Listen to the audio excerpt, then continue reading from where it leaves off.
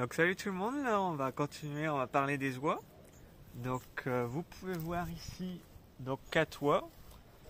Donc vous avez le jar, celui qui guette, donc celui qui a bien la tête droite. Moi je ne montre pas bien du doigt, mais donc vous avez le jar. Donc c'est un jar de Toulouse. Ensuite vous avez l'oie grise qui est juste derrière, qui est aussi une oie de Toulouse. Et vous avez 2 oies flamandes. Donc on n'est pas sûr qu'elles sont à 100% pure race. On nous les a vendues comme oies flamandes. Après, on sait toujours, il y a des vendeurs qui vendent tout n'importe quoi. Elles ont les dessins, donc pour moi c'est des oies flamandes. Après on verra bien au fur et à mesure. Donc c'est des oies qui ont entre 3 et 5 ans. Donc le jar est un très bon reproducteur, on a quasiment on va dire 80% de fécondité chez lui. À savoir que toutes les oies couvrent au moins une fois. On essaye de les faire un petit peu en décalé, histoire que elles se battent pas quand elles sont en nid ou alors qu'elles s'échangent les nids. Donc vous pouvez voir, elles picorent ici, elles ont un grand terrain. On va dire qu'elles doivent avoir à peu près plus de 500 mètres carrés, je pense. Je pense qu'on peut vous le montrer vite fait dans le global, mais donc par ici. Donc là vous pouvez voir, donc il y a la volière aussi que vous voyez en même temps. Mais en fait ils ont tout par là jusqu'au bout, jusqu'à quasiment la haie un petit peu avant la maison. Donc elles ont au bout, là-bas il y a leur point d'eau, on vous le montrera peut-être tout à l'heure. Donc le point d'eau, et ensuite il y a une autre partie par ici, où là c'est leur parc de nuit. Donc vous pouvez voir, on a fait des nids, nous on les a fait comme ça depuis 3 ans à peu près. Ça marche plutôt bien. Elles pondent tous dans le parc, à part une qui pond à côté. On vous montrera les nuits tout à l'heure. Donc c'est le parc de nuit. Donc elles sont enfermées là toutes les nuits, à part un week-end sur 2. Où on les laisse en extérieur pour qu'elles puissent pâturer.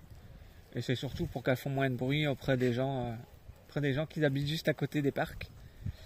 Donc voilà. Donc on va avancer un petit peu, on va vous montrer un peu les nids. Donc on va vous montrer déjà celles qui pondent en extérieur. Donc vous pouvez voir, c'est un nid basique, c'est un nid un peu sauvage. Donc là on peut voir l'œuf. Donc à savoir que nous, pour le moment, on ramasse les œufs jusqu'au mois d'avril. Parce qu'on fait de la commercialisation. Après le mois d'avril, on va les laisser couver. Donc celle-là, on va essayer de la virer d'ici pour qu'elle puisse pondre dans son parc de nuit. Et ensuite, là, vous avez plusieurs types de nichoirs. Donc vous avez celui-là, on peut voir que c'est des vieux nichoirs, on les rafistole un petit peu tous les ans, puis après au bout de 3-4 ans, on les change carrément. Donc celui-là, c'est celui de l'oie grise. Une oie, généralement, une fois qu'elle a choisi un endroit, si on ne change pas les modifications, si on ne fait pas de modifications dans le parc, elle revient tout le temps au même endroit. Donc nous, ça nous fait déjà 2 couvées qu'elle nous fait là, et là, cette année, elle répond pareil. Et ensuite, vous avez ce type de nichoir-là. C'est simple, c'est une palette appuyée sur une autre palette avec un peu de paille. Je crois même qu'il y a un œuf là. On va regarder. Ouais, on peut le voir juste là. Donc là c'est une oie flamande qui pond ici. Donc celle qui pond en extérieur, c'est parce qu'elle est dominée par les autres. Donc c'est elle qui a commencé à pondre en premier sur les 3 et les autres étaient un peu jalouses, donc elle l'a virée du parc pour pas qu'elle puisse pondre. Sauf qu'elle est plus maligne que les autres, elle s'est trouvé un petit coin tranquille pour pondre. Et ensuite on va vous montrer, donc dans le parc de nuit, il y a aussi un point d'eau. Elles ont un petit point d'eau qui arrive. Donc comme ça elles ont toujours de l'eau.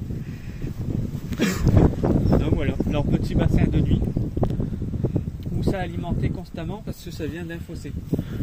On peut voir un peu là, bon, faut qu'on nettoie un peu le fossé, mais bon, c'est pas la priorité. Donc elles ont un petit bassin de nuit, et là vous avez une vue globale sur le parcours qu'elles ont, du tout droit. Donc elles sont nourries, nous les animaux ici sont nourris tous les matins. On ne les nourrit pas au soir ni l'après-midi. Elles sont nourries tous les matins, toujours aux alentours de 8 à 9h30, dans ces horaires-là. Et donc elles ont à manger là. Donc elles ont aussi un petit bac d'eau pour au cas où l'été, quand il n'y a plus d'eau dans dans le bassin.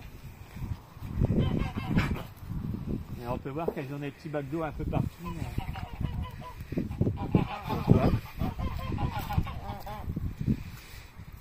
Donc là je vous propose qu'on se retrouve directement au bassin, on va faire une petite coupure et puis on se retrouve là-bas. Donc là vous avez la piscine à débordement. Donc il y a tellement plus qu'elle déborde, hein, mais c'est ça tout l'hiver. Donc en fait c'est une marque qui a été recreusée, bâchée. On a de la chance, ici on trouve de la bâche qui est quand même assez résistante pour les griffes des oies et des canards. Après quand il n'y a pas beaucoup d'eau dedans, les oies se posent pas trop y aller. Ils ont un petit peu de mal à remonter, donc elles nous embêtent un peu à pas vouloir aller dedans, donc on est obligé de leur rajouter de l'eau à droite à gauche pour qu'elles aient tout le temps à boire.